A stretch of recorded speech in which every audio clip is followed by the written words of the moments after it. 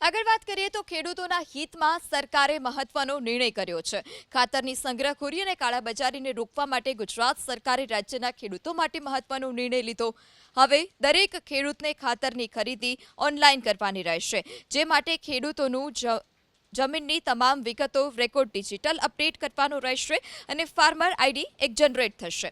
આધાર card authentication ખેડૂતને દર મહિને 50 બેગ ખાતર આપવાનું સરકારે નક્કી કર્યું છે. ખેડૂતોને ખાતરની ખરીદી વધુ સરળ અને પારદર્શક બનાવવા માટે સરકારે 5 સરળ પગલાં નક્કી કર્યા છે. ખેડૂતોને FSAS app, web portal, CSC કેન્દ્ર અથવા તો PSCS મારફતે ઓનલાઈન અરજી કરવાની રહેશે. આ સિવાય સહકારી મંડળી અથવા તો માન્ય ખાતર ડીલરની મદદથી ખેડૂતો અરજી કરી શકશે. નોંધણી માટે આધાર કાર્ડ જરૂરી રહેશે. ત્યારબાદ ખેડૂતોએ પોતાની જમીન અને વાવેતર કરેલા પાકની વિગતો પસંદ કરવાની રહેશે. અંતે જરૂરી ખાતરના જથ્થાની માંગણી નોંધાવીને અરજી સબમિટ કરી શકાશે, જેથી ખાતરનું વિતરણ વધુ વ્યવસ્થિત અને સમયસર થઈ શકે.